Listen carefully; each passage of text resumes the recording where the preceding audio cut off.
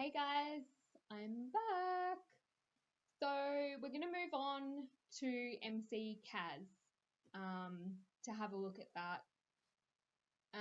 So you've got a whole big list here that you can edit, which is cool.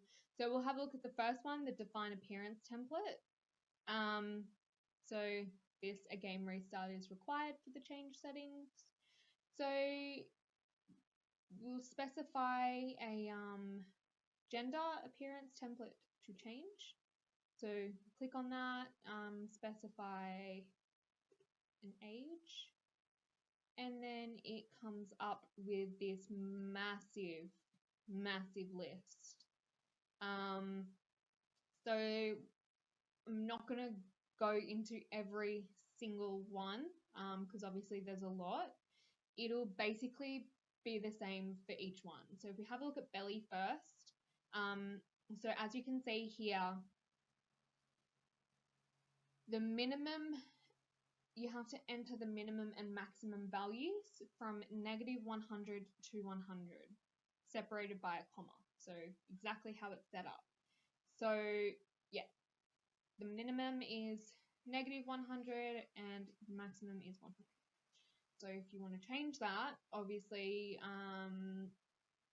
you'd maybe go 90-90, 80-80, etc.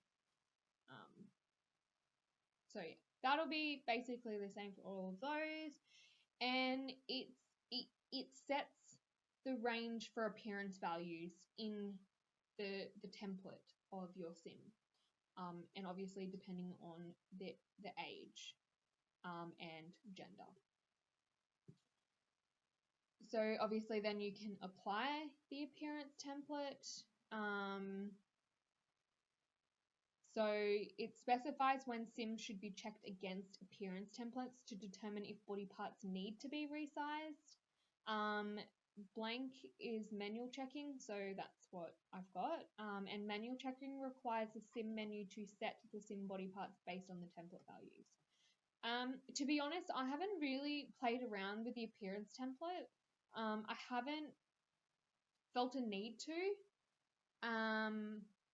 but it's there if you guys are into doing that. That's how you get to it anyway. It's in MC CAS. So monitor physique, default is disabled, but this will basically keep sims within the specified fit/fat limits set by the cleaner settings. So when that's a whole nother part of MC Command Center is the cleaner settings.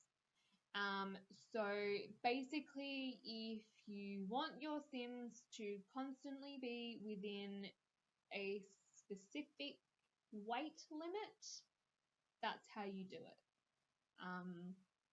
Currently mine's disabled, don't really care about that. But yeah, so you can do that. So basically you'll go into the cleaner settings and change it within there and enable this within the CAS mode. But yes, I will show you the cleaner settings later on in another video. Go down to the male fit/fat limits. You've also got the female fit/fat limits. So fit limits, again, you've got these values. -100 is no muscles, and skinny to 100 is bulky muscles. So yeah, the upper and lower limits. Just fiddle around with those and you'll get your desired fit limit.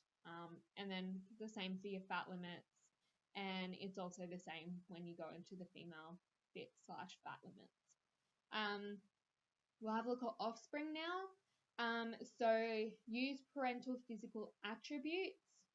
It is default setting is disabled, but basically it means that teenagers will inherit their parent body part values and fit/fat settings rather than being random. I'm going to enable this because I think that that gives the game a bit more of a realistic twist. So yes, if you want to use parental physical attributes on your offspring, this is teenagers specifically, you go into that. The parent values variance percent.